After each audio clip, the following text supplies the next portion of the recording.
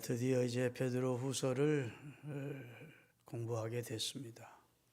베드로 전서는 지난 수요일 저녁까지 공부를 했고 이제 베드로 후서를 공부하게 됐어요. 베드로 전서 후서는 예수님의 수제자였던 베드로가 예수님 부활 승천하시고 나서 한 35, 6년 지난 후에 기록된 그런 책입니다. 예수님이 추후 약 33년에 부활 승천하셨다면 이 성경은 추후 67년경에 기록된 책이라고 할 수 있습니다. 여러분, 우리가 구원은 공로 없이 믿음으로 받습니다. 예수 그리스도를 자신의 구주로 시인하고 예수 그리스도를 죽은 자 가운데서 다시 살리신 하나님을 그리고 예수 그리스도를 마음으로 영접하면 그 사람은 구원을 공로 없이 대가 없이 하나님이 선물로 주십니다. 근데 그 믿음이 우리에게서 난 것이 아니라는 데 있습니다. 요한복음 3장을 읽어보면 유대인의 관원이면서 성경 박사인 니고데모라는 자가 밤중에 예수님을 은밀히 찾아옵니다. 예수님을 은밀히 찾아온 것은 낮에 찾아왔다가는 자기 동료들에게 네가 유대인의 선생이면서 채신 없이 왜 예수라는 자를 찾아가느냐 이렇게 자기가 자기 신상에 이롭지 못할 것 같으니까 또 진리를 알고 싶은데 구원의 도리를 알고 싶은 열망은 있는데 어떡할까 하다가 밤중에 은밀하게 예수님이 계신 초소로 예수님을 찾아와서 예수 선생님, 예수님은 하나님께로서 보내신 자인 것 제가 압니다. 하나님이 보내신 자가 아니라면 예수님이 하시는 일을 다른 사람으로서는 할 수 없지 않겠습니까? 그렇게 예수님을 구주라고는 고백을 못하고 하나님께로서 보내심을 받은 분이라고 인정을 하면서 내가 어떻게 해야 구원을 얻겠습니까? 라고 묻는 내용이 나와요. 그때는 예수님이 한마디로 단언해서 거듭나야 된다. 다시 태어나야 돼. 그 말입니다. 내가 어머니 모태 속에 또 들어갔다 나와야 됩니까? 이렇게 물었어요. 그랬더니 너는 유대인의 선생이면서 내 말뜻을 그렇게 모르느냐? 육으로 난 것은 육이고 영으로 난 것은 영이야. 내가 네 육신이 거듭나라는 게 아니야. 내 영이 거듭나야 된다. 그렇지 않으면 하나님 나라를 볼 수 없느니라. 이렇게 가르치면서 다 물과 성령으로 거듭나야만 결국 구원을 받을 것이라는 말씀을 하고 계십니다. 공부했다고 구원 얻는 게 아니고 재벌이라고 권력이 있다고 구원 얻는 게 아니라 하나님의 권능으로 물과 성령으로 거듭나는 영혼이 거듭나는 이 재탄생, 중생의 역사가 일어났을 때 결국 그 사람은 구원을 받게 되는 것이죠. 그렇게 거듭나게 해주시는 분이 누굴까요? 하나님이라는 거예요. 하나님. 우리에게 믿음을 선물로 주신 이도 하나님이라는 거예요. 아이들이 자기 의사로 이 세상에 태어나는 아이는 없습니다. 이 세상에 자기가 이 세상에 태어나고 싶어서 자기 의사로 자기 능력으로 이 세상에 태어나는 아이는 없어요. 어떻게 부모님이 사랑의 결실로 잉태됐고 그래서 태어나게 되는 것이죠. 하나님으로부터 나는 자가 또 이와 같이 신비롭다는 겁니다. 하나님이 어떤 사람 속에 구원받을 사람들 심령 속에 생명의 씨를 심어주는 것처럼 그 영혼의 씨를 심어준다는 겁니다. 그래서 믿음을 얻게 되면 그 사람은 구원을 받는 거예요. 무슨 행동을 해서 무슨 대가로 공적으로 무슨 이래서 구원 얻는 게 아니고 하나님이 선택한 백성들에게 영생의 씨를 구원의 씨를 심어줌으로 그 사람이 구원을 받죠. 그래서 믿음으로 구원 얻지만 구원 얻은 사람에게는 증거가 있습니다. 내가 구원을 정말 얻었다면 그 사람은 삶 속에 구원의 증거가 나타납니다. 예수 그리스도를 머리로 영접한 사람, 머리로 인식하는 사람이 아니고 머리로 긍정하는 사람이 아니라 예수 그리스도를 지난주에 설교한 것처럼 마음으로 영접한 사람 속에는 삶 속에 증거가 나타나요. 주님이 나와 함께 한다는 확신을 갖게 되고 어떤 상황 속에도 두렵지 않고 할렐루야, 내 앞날을 하나님께 맡기고 의연하게 믿음으로 살고 또 진리의 말씀인 성경이 내 신앙의 좌표라고 생각하고 세상은 별소리 다 들려도 하나님의 말씀을 기준으로 살고자 하는 뚜렷한 삶의 목표가 생깁니다. 그리고 하나님을 왕으로 예수 그리스도를 주로 믿고 그 가르침대로 살고자 하는 분명한 삶의 변화가 나타나는 거예요. 그래서 외형이 변화된 것이 아니고 그 심령이 변화가 나타납니다. 그렇게 된 사람이 믿음을 가진 자입니다. 보배로운 믿음, 오늘 본문에 보니까 보배로운 믿음을 가진 사람이라고 돼 있어요. 베드로 전서는요, 우리가 어제 지난 주일까지 공부한 베드로 전서는 외적으로 닥쳐오는, 당시 교회에 핍박이 심했거든요. 예수를 믿으면 죽였거든요. 감옥에 넣으면 양호한 것이고 순교를 했습니다. 그것도 아주 가장 잔인한 방법으로 예수 믿는 사람을 죽였다고요. 그런 상황 속에서도 믿음을 갖고 그 믿음을 지켜가고 있는 당시 그리스도인들에게 격려를 하고 위로하고 신앙생활은 어떻게 해야 된다는 사실을 가르치는 내용, 그런 내용이 베드로 전서에 기록되어 있어요. 베드로 후서는 반대로 외적인 그런 핍박이나 다급쳐오는 외적인 어려움 때문에 주신 교훈이라기보다는 내부, 곧 교회 내에서 일어나는 이단, 거짓 교사들 때문에 하나님의 교회와 신앙이 흔들리고 있을 때 그때 주님의 백성들에게 바른 진리를 가르쳐주기 위해서 베드로 후서를 기록한 거예요. 그래서 베드로 전서는 이기자, 인내하자, 그 다음에 하늘의 소망을 두고 살자, 믿음으로 이 죄악된 세상에서, 핍박이 거센 세상에서 하나님을 사랑하는 믿음을 가지고 우리가 모든 어려움을 이기면 나중에 하나님이 주시는 상이 있을 것이다, 뭐 이런 정도의 격려적 차원이었는데, 이제 베드로서를 쭉 후서를 읽어보면 교회 내에 암약하고 있는, 교회 내에 은밀히 들어와서 교인들의 신앙을 허물고 있는 거짓 교사들과 이단자들을 조심해야 될 것을, 그리고 바른 신앙 위에 서야 된다는 사실을 가르치기 위해서 베드로 후서를 기록하게 된 것입니다. 자, 그러면 베드로 후서 1장 1절을 같이 읽겠습니다. 자, 본문 1절 띄워주세요. 예수 그리스도의 종이며 사도인 시몬 베드로는 우리 하나님과 구주 예수 그리스도의 의를 힘입어 동일하게 보배로운 믿음을 우리와 함께 받은 자들에게 편지하노니, 이렇게 돼 있어요. 베드로가 자신을 무엇으로 소개합니까? 두 가지를 소개합니다. 자기는 예수 그리스도의 종이다. 이 헬라어로 이 종이란 말은 둘로스란 말입니다. 주인에게 예속되어 있는 노예를 말합니다. 노예. 나는 예수님의 노예가 됐어. 나는 예수님께 완전히 예속된 존재야. 예수님이 시키는 대로 하는 사람이야. 그런 뜻입니다. 나는 예수님의 노예가. 예수님이 당신의 피를 주고 나를 샀어. 멸망의 자리에서 예수님이 당신의 피값으로 나를 죄와 사망에서 건져주시고 이제는 예수님께 속한 자가 되게 하셨다.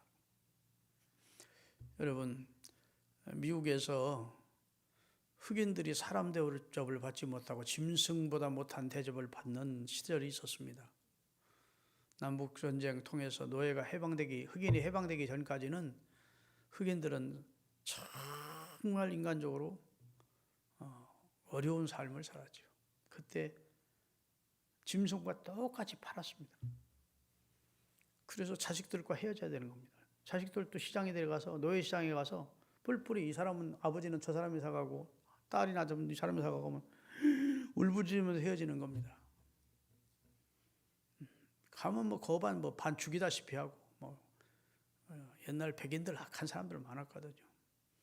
그리스도인으로서 처음 청교도들이 플리버스라고 하는 항구에 미국의 102명이 배를 타고 신앙의 자유를 얻기 위해서 미국에 처음 도착한 그 사람들이 아니고 나중에 막 미국이 신대륙이 발견됐다니까 그냥 유럽 쪽에서 건너온 백인들 가운데는요 진짜 악한 사람들이 많았다고요.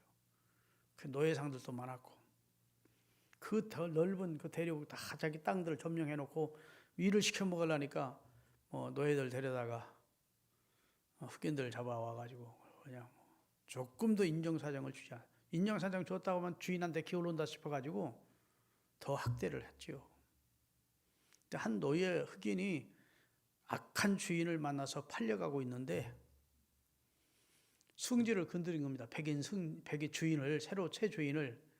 그러니까 백인이 칼을 뽑아가지고 기차 안에서 이 흑인을 찔러 죽이려고 칼을 갖다 찌르는데 백인 한 분이 알고 보니까 백인 목사님인데 백인 목사님이 그가 찌르는 칼을 손으로 막았어요. 그 칼이 이 속으로 쑥 들어온 겁니다. 그러니까 흑인은 살게 된 거예요. 노예는. 그러니까 막 흑인을 찌르려다가 같은 백인을 찔렀으니 이거 어떻게 하면 좋냐고. 아유 선생님 제가 잘못했습니다. 아유 왜 그 칼은 막으셔가지고 내가 피해 보상 다 해드리겠습니다. 피해 보상 필요 없습니다. 이 흑인을 내가 사겠습니다. 아이고 그냥 가져가세요. 아 그럴 수는 없습니다. 당신이 얼마의 이 흑인 노예를 샀는지는 모르지만 그 가격을 내고 내가 이 흑인을 사겠습니다. 그러니까 지금 상대방의 손을 찔러놓고 미안해서 어쩔 줄 몰라 하는 그 사람이 또 노예까지 산다 그러니까 일정에 걸치고 그 노예를 산 겁니다. 그 목사님이. 그래가지고 그 목사님이 너는 자유의 몸이다. 내가 너를 네가 값을 주고 샀으니까 너는 이제 자유의 증언서를 쓰니까 너는 자유의 몸으로 내가 살라. 아유 그럴 수 없습니다. 제가 죽을 것을 목사님이 저를 살렸는데 목사님의 종이 되겠습니다. 아무리 가라고 그래도 자유를 주고 마음껏 가서 살라고 그래도 안 잡고 목사님을 따라오는 겁니다. 근데 원래 이 흑인이 성질이 고약한 성질이라 처음에는 그렇게 고마워하다가 목사님한테 나중에는 지성질이 나와가지고 목사님한테 막 덤비고 막 신경질 내고 막 그냥 포악성이 드러나는 겁니다. 그때마다 목사님이 손을 이렇게 보여줬대요. 그러면 아유 죄송합니다 목사님. 제가 잠깐 미쳤었나 봅니다. 목사님이 거기 나를 그 손으로 막으면서 나를 살렸는데 손만 이렇게 펴주면 그 포화가던 그 흑인이 그 목사님 앞에 다시 양이 되고 그랬다고 그래요.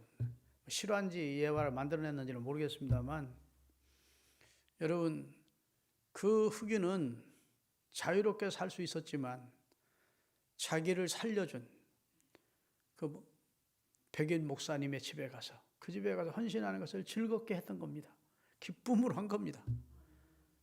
그때마다 뭐 사람인지라 또 뭐 못된 성품이 나오면 이렇게 보여주기만 하면 성경에 보면 십자가에 달린 예수 그리스도를 깊이 생각하라 하는 말씀이 종종 나오죠. 여러분과 저에게도 우리가 유혹받고 죄짓고 또 육성으로 살고 싶은 그런 마음이 들 때 널 위해서 양손에 피 흘리고 머리에 가시관 쓰시고 발에 대못 박고 피 흘려 죽으신 예수님을 생각하라.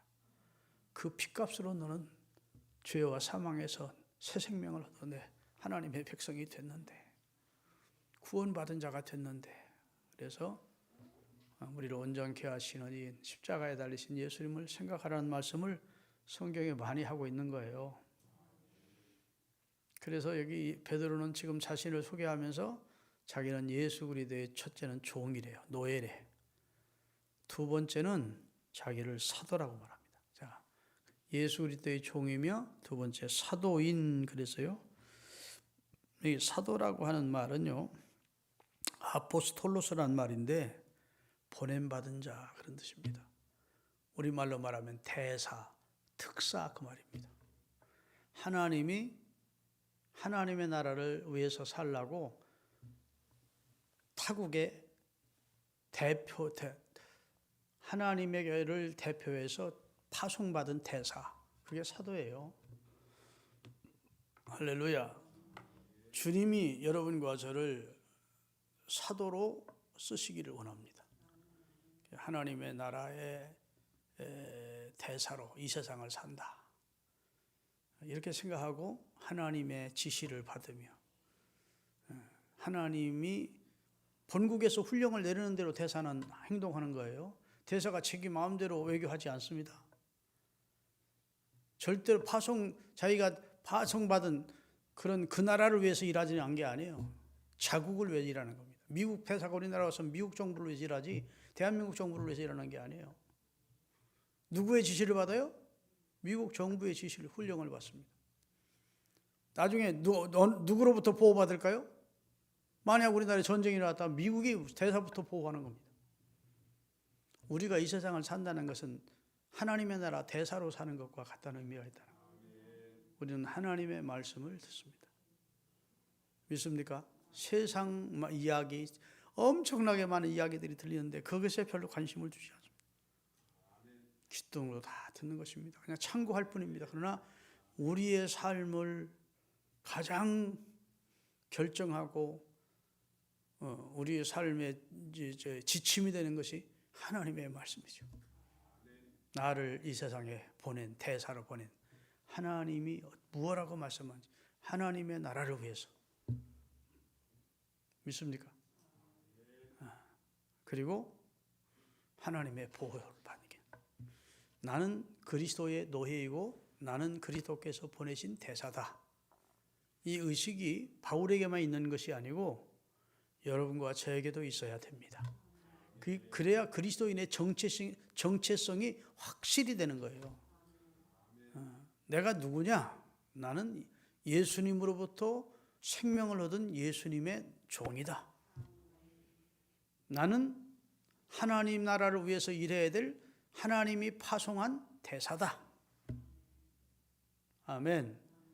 이 의식 가지고 살면 우리의 삶이 그냥 흘러가는 대로 사는 무의미한 삶이 아니고 뜻있는 삶을 살기 위해서 우리가 방향을 바르게 설정하는, 향방 없이 갈짓자 인생을 사는 그런 목표 없는 인생이 아니라 나는 예수님의 종, 나는 하나님의 나라 대사. 아멘. 그 직무에 충성해야 되겠다, 이런 마음 가지고 신앙생활하면 좋을 듯 합니다. 그게 이제 사도 바울의 자기 정체성이었어요. 예수 그리스도의 종이고 사도인 베드로는 누구에게 편지하느냐?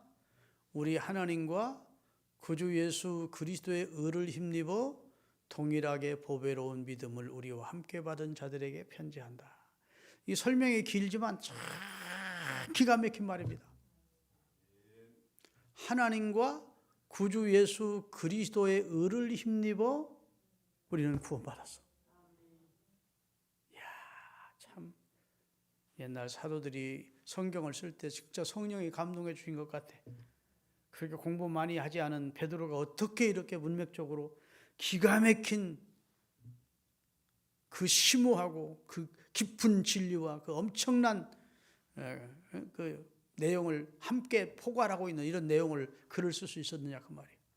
우리 하나님과 구주 예수 그리스도의 의를 힘입어 구원받은 우리. 자, 그를 힘입어 동일하게. 자, 누구도 그렇게 구원받았다는 겁니까? 이 글을 쓰고 있는 베드로도 하나님과 예수 그리스도의 의를 힘입어 구원받았고, 이 편지를 받는 수신자들도 하나님과 구주 예수 그리스도의 의를 힘입어 구원을 받은 사람들이에요. 동일한 믿음을 우리와 함께 받은 사람. 여기서는 믿음의 양을 말하는 게 아닙니다. 믿음의 질을 말하는 거예요. 아멘. 믿음이 큰 사람도 있고 작은 사람도 있겠지만 믿음의 질은, 우리가 하나님으로부터 받아서 구원을 얻는 믿음의 질은 하나님과 예수 그리스도의 의를 힘입어 보배로운 믿음을 갖게 된 사람들입니다. 아멘 좀 크게 하시고 따라합시다. 하나님과 예수 그리스도의 의를 힘입어 보배로운 믿음을 가진 자들이 그리스도인이다. 그리스도인이다 동일한 믿음을 가진 거예요. 그 사람 믿음이 좀 큰 믿음일 수 있고 작은 믿음일 수 있고, 이건 약간 양은 다를 수 있지만 질은 만약 구원받은 사람이라면 하나님과 예수 그리스도의 의를 힘입어 동일한 믿음으로 구원을 받은 사람들이. 그런데 그 믿음을 누가 나눠주셨을까요? 하나님이 구원받은 사람들에게 이 믿음을 선물로 주어서 우리가 다 동일한 믿음을 얻게 된 것입니다.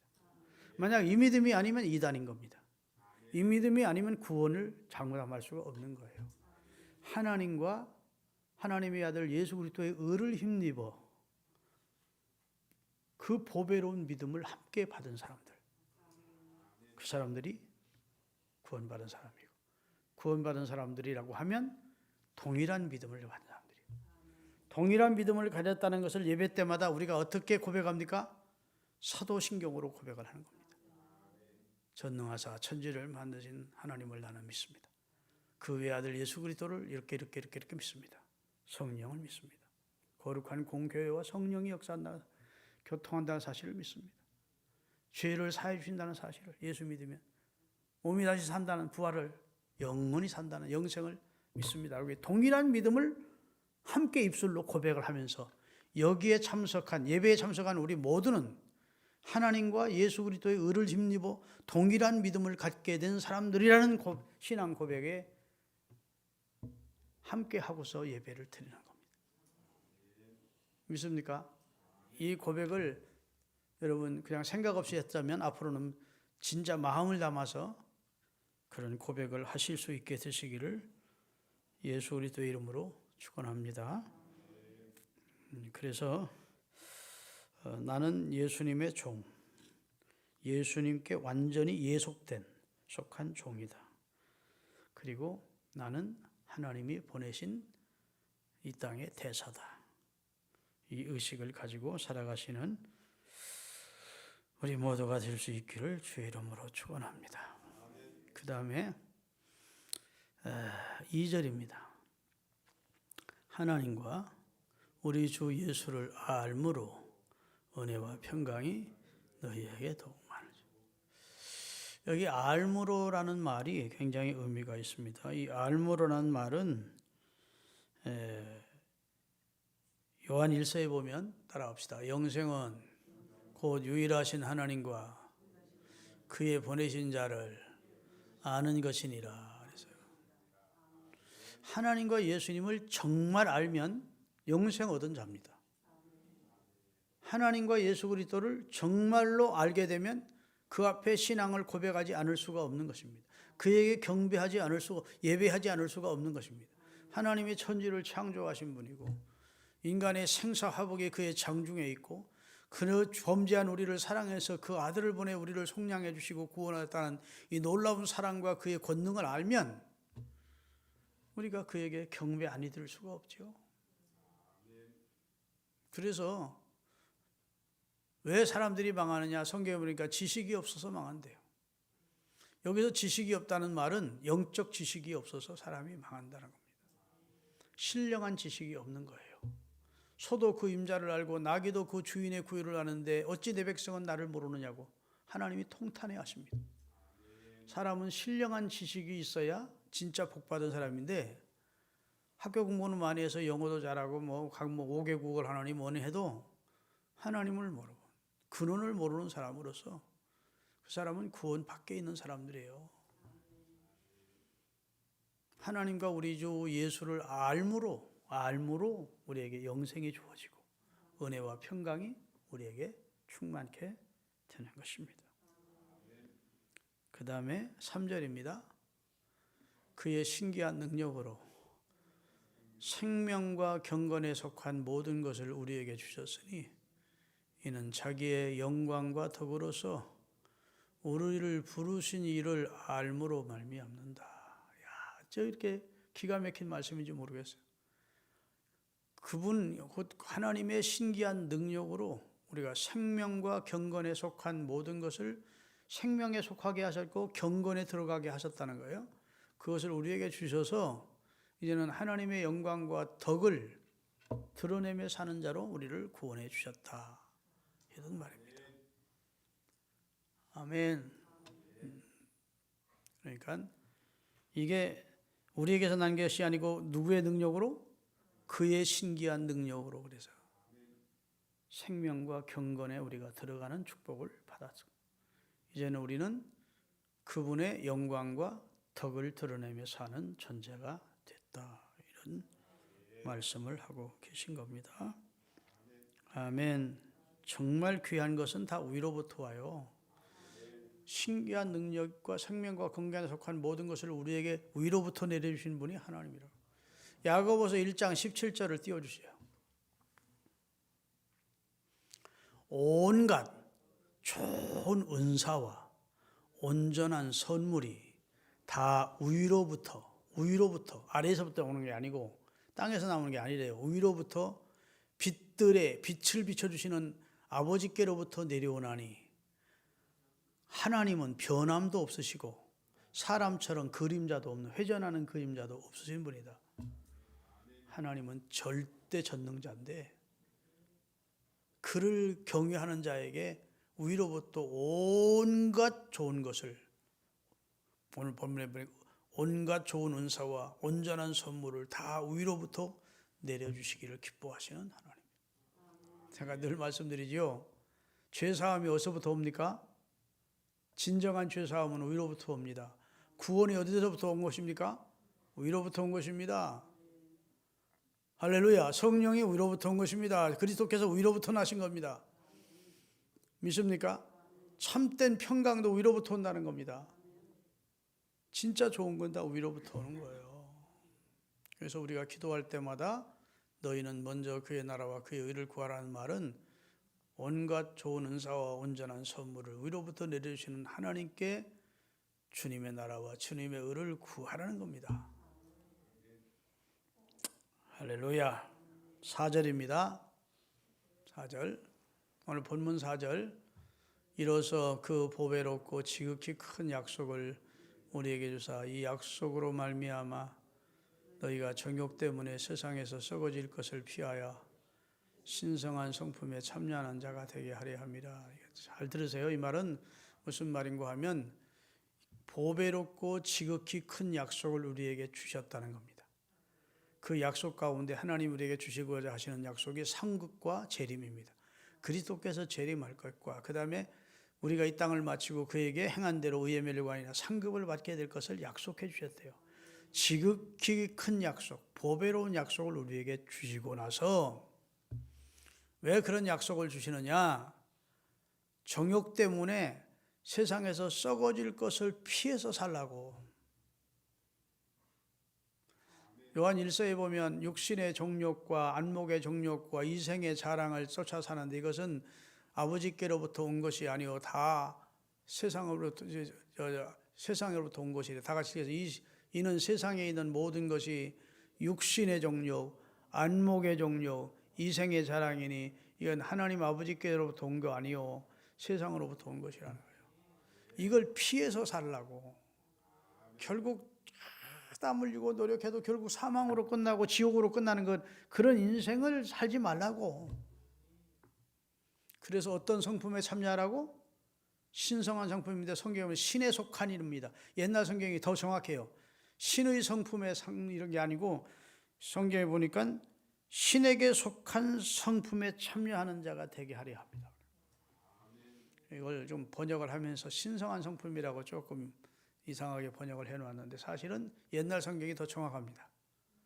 썩어질 구습을 쫓는 정욕적인 삶을 피해서 신의 성품에 참여한, 하나님의 성품에 참여하는 거룩한 경건한 삶을 살게 하려 함이라는 거예요. 믿습니까? 세상 사람처럼 먹고 마시고 즐기자는 이런 인생을 사는 게 아니고 그런 삶을 피해야 된다는 겁니다. 그리고 신의 성품에 참여하는 자로 하나님이 주실 지극히 큰 약속, 보배로운 약속을 바라보면서 사는 사람이 그리스도인이다. 그런데 그렇게 하려면 오늘 아주 상당히 중요한 내용을 말씀하고 따라합시다. 가법적 신앙생활 해라. 뭐 위에 무엇을 벽돌 쌓듯이 이렇게 쌓고 있습니다. 5절입니다. 그러므로 너희가 더욱 힘써 너희 믿음의 덕을 세워야 된다. 여러분, 믿음은 좋은데 덕이 안 되는 사람들이 있습니다. 그래서 예수 안 믿는 사람들이 우리를 보면서 혼자 예수는 잘 믿는 것 같은데 생활하는 것 보면 덕이 없어. 시장 가서도 제일 깍쟁이로 깎으려고만 쌓고, 자기 건 절대 양보 안 하고, 거짓말 툭툭 하고, 예수는 믿는다는데 이게 덕이 없어요. 그러면 신앙생활에 하나님의 우리가 영광을 드러낼 수가 없어요. 믿음의 덕을, 그 다음에 덕에 하나님을 아는 지식을 말합니다. 세상 공부 지식을 말하는 게 아니고 덕의 지식에 자기를 통제할 수 있는 절제력이 있어야 돼요. 사람이 절제력이 없으면 브레이크가 고장난 차와 같아서 그런 사람 상종 못합니다. 성질 제대로 절제 못하는 사람 사귀다가 큰일 나는 거예요. 인격자가 누구냐? 자기를 통제하는 능력이 있는 사람입니다. 아주 마음에 좀 하세요. 너무 추운데 교회 나와가지고 달달 몸이 딱 풀리고 그렇습니까? 자기를 통제할 수 있는 능력이 하나의 인격자의 표준이에요. 성질난 대로 다 말하고 성질난 대로 다 행동하는 사람, 천박한 사람입니다. 아주 차원이 낮은 사람이에요. 예수님은 우리에게 모든 인격의 모범이 되시는 분이세요. 그런데 그분은 절제하셨고, 지식에 절제하고, 절제에 그 다음에 인내라는 걸 끝까지 참는 겁니다. 아멘. 따라합시다. 믿음이 식어지지 않고 끝까지 견디는 자는 구원을 얻으리라. 사랑이 식어지지 않고 끝까지 견디는 자는 구원을 얻으리라. 그런 말씀이 성경에 좀 있어요. 예수님은 십자가에서 내려오라고 할 때 내려오지 않습니다. 끝까지 사명 감당을 위하여 십자가에서 자신을 제물로 바칩니다. 인내하시고. 인내에 경건을 더하라네요. 경건이라는 말은 하나님이 내 앞에 계시고 내가 하나님 앞에 있다는 의식을 가지고 사는 것이 경건입니다. 하나님을 의식하고 코람되오죠. 하나님 앞에 내가 있다. 하나님 나 보고 계시다. 내 앞에 하나님이 계시다. 이걸 늘 생각하며 사는 사람이 경건한 사람이에요. 그 다음에 경건에 이웃과 형제들에게 우애 있는 삶을 살아요. 형제 우애의 가장 최고의 덕이 사랑을 공급하라. 여기 사랑은 하나님 사랑하고 이웃 사랑하되 원수까지도 사랑하는 그 사랑을 가지고 하나님께서 주신 보배롭고 지극히 큰 약속을 바라보면서 이렇게 가법적 더하는 상황생활을 해서 성화되는 그리스도인으로 구원받은 다음에 그대로 있으면 안 되고 점점 성화돼서 나중에 천국에 들어갈 때 영화롭게 되는 단계에 이를 때까지 이렇게 정숙해 가라는 것입니다. 자, 믿음의 덕의 지식을, 지식의 절제를, 절제의 인내를, 인내의 형제우애를, 형제우애의 사랑을 공급하라. 이렇게 말씀하고 있습니다. 더 설명하지 않겠습니다. 그 다음 절부터는 다음 수요일 날 배우도록 하겠습니다. 여하튼 여러분, 보배롭고 지극히 큰 약속을 하나님이 우리에게 주시고 있습니다. 그 약속이 내 것이 되기 위해서, 그 약속의 주인공이 되기 위하여 정욕적인 삶을 피해야 됩니다. 할렐루야. 그리고 신의 성품에 참여하는 자가 되기 위하여 오늘 본문의 믿음의 덕의 지식의 절제의 인내의 형제 우애의 사랑을 공급하는 그런 신앙생활을 통해서 여러분을 보면서 예수님 냄새 난다. 예수님의 향기가 난다. 그렇게 주변 사람이 느끼도록 불신자도 야, 저분을 보면 예수 믿고 싶은 마음이 생겨. 이렇게 느낄 수 있도록 작은 예수로 살아가시는 우리 신앙 성도들 되시기를 바라겠습니다. 기도하시겠습니다.